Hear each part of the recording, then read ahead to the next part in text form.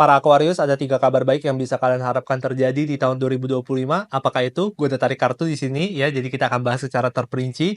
Jangan lupa like and subscribe ya video kami di Early Theory Tarot di YouTube. Alright, pengen jago meramal tarot sama kayak gua? Early Theory sekarang sudah punya program kelas Tarot for Beginner ya. Kalian bisa cek aja langsung di website kami di www.earlytheory.com dengan harga di bawah 300.000. Jadi ada diskon ya up to 80% sekarang ini. Kalian bisa dapat materi yang daging banget. Ada 10 modul dengan total durasi hampir 11 atau 12 jam yang dijamin dikemas dengan singkat, padat, dan jelas. Jadi untuk kalian yang baru aja mau mulai, jangan takut karena materinya itu gampang dimengerti, nggak bakal bikin kalian puyeng. Akses seumur hidup dan kalian bisa akses kapan saja karena bentuknya itu video offline.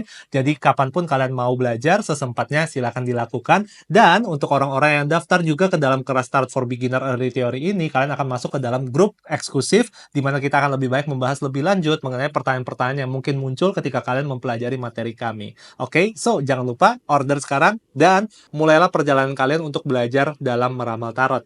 So, mari kita mulai dengan kabar baik pertama ya. Gua ngerasa di tahun 2025 para Aquarius, kalian itu sudah tidak terlalu banyak terbebani oleh masalah sosial ataupun beban sosial. Kalau kalian lihat kembali ya di tahun lalu 2024, ada kesan bahwa kayak kalian itu kayak selalu kayak, aduh pas gue lagi kerja, lagi sibuk, ada aja yang ngerecokin.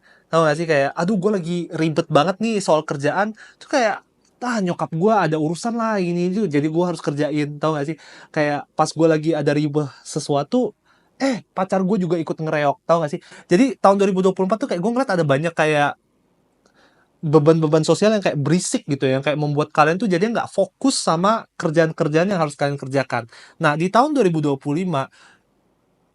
gue bukannya bilang bahwa kayak kalian jadinya sendiri ya, tetapi gue ngerasa di tahun 2025, kalian tuh lebih punya banyak waktu personal gitu loh. Ya, orang-orang sekitar kalian, orang-orang yang kalian sayangi, orang-orang yang kalian peduli ini tuh nggak ada masalah, lagi ada ayam semua gitu ya. Mereka juga ya syukur alhamdulillah mereka tuh nggak banyak masalah dengan kehidupan mereka pribadi. Jadi kayak lu tuh nggak selalu harus ada kayak beban untuk kayak aduh gue harus standby untuk mereka. Mereka ada masalah gue harus kayak problem solving juga untuk mereka gitu loh. Jadi ada banyak kesempatan tuh kayak kalian tuh lebih fokus sama kesendiriannya kalian, lebih fokus untuk kayak oh ya udah gue ada waktu sendiri, akhirnya gue ada waktu luang untuk mikirin diri gue sendiri. Pas gue sibuk pun gue bisa fokus dengan kesibukannya gue bisa selesaiin masalahnya gue tanpa gue harus kayak karena tahun-tahun lalu itu menurut gue banyak multitasking. Tau gak sih kayak gue lagi sibuk ini disuruh kerjain itu, terus kayak ada masalah, pacar gue ada masalah ini, nyokap gue ini, bokap gue itu, adik gue. Tau gak sih tahun 2025 kalian tuh fokus dan memang diberikan kesempatan untuk fokus. Jadi kalian nggak akan terlalu banyak ada beban sosialnya.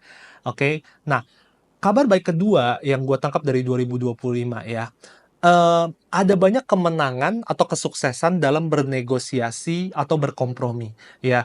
Ya, gue nggak tahu ini mungkin ada beberapa dari kalian yang kayak kerjaannya sehari-hari itu adalah untuk negosiasi dengan klien, negosiasi dengan vendor, negosiasi dengan supplier, atau mungkin dalam kehidupan sehari-hari itu mungkin kalian buka usaha, di mana kayak kalian tuh harus sering ke pedagang untuk kayak tawar-menawar. Segala aktivitas yang sifatnya itu tawar-menawar, itu kemungkinan besar kalian bisa mendapatkan banyak keuntungan dari sana, ya. Ada kesannya bahasa itu kayak beli barang grosir, uangnya itu jadinya lebih hemat. Ada kesan kayak lebih hemat karena kita pintar menawar.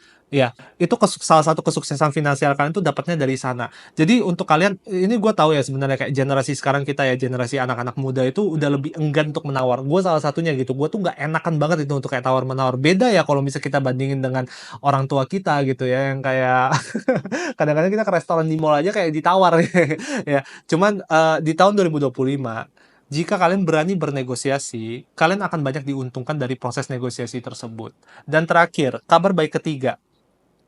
Gua ngerasa koleksi barang atau hal yang kalian miliki di tahun ini itu akan tumbuh ya, akan berkembang. Mungkin kalian dari dulu tuh kayak koleksi perangko misalnya, kayak koleksinya akan berkembang. Atau mungkin koleksi yang kita maksud itu adalah pengalaman. Atau koleksi yang kita maksud itu adalah literally uang gitu. Kita koleksi duit gitu, kita nabung duit itu kayak akan ada perkembangan di situ juga yang gua tangkap atau yang gua lihat ya, gitu loh. Gua ngeliat kebanyakan dari kalian tuh kayak koleksi barang kecil-kecil gitu. Gua nggak tahu itu barang apa gitu ya. Jadi mungkin tahun ini bakal ada tren baru gitu ya, hal-hal yang biasanya orang-orang tuh ngehits banget yang kayak oke, gue mau koleksi. Jadi ada banyak kesempatan tuh koleksi hal-hal tersebut. Di luar itu juga sesuatu yang kayak menurut gue cukup menarik untuk kayak pertimbangkan ya.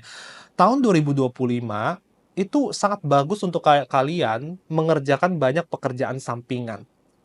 Oke, pekerjaan sampingan. Jadi kayak kerjaan freelancing dan sebagainya. Jadi ada banyak kesempatan dapat duit tambahan dan itu nggak kecil ya duit tambahannya. Kayak duit sampingannya itu justru di kebanyakan kasus kalau dihitung-hitung itu pemasukannya bisa lebih besar daripada gaji utamanya kalian.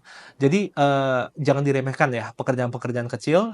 Pastikan itu sesuatu yang kayak bisa kalian kembangkan di tahun 2025. Diusahakan kalau misalnya ada waktu luang, gunakanlah waktu luang tersebut untuk cari duit lebih banyak lagi. Karena menurut gua sayang kalau misalnya dilewatkan ya kesempatan emas ini. Oke, jadi semoga semua kabar baik ini bisa termanifestasi secara sepenuhnya untuk kalian. Have a really nice day para Aquarius. Bye-bye. Mungkin banyak dari kalian yang belum tahu kalau gue juga punya brand parfum guanya sendiri yang namanya Altar Sense ya. Jadi gue total sudah ada 8 varian yang bisa kalian pilih langsung. Nanti tinggal cek aja di link di bawah.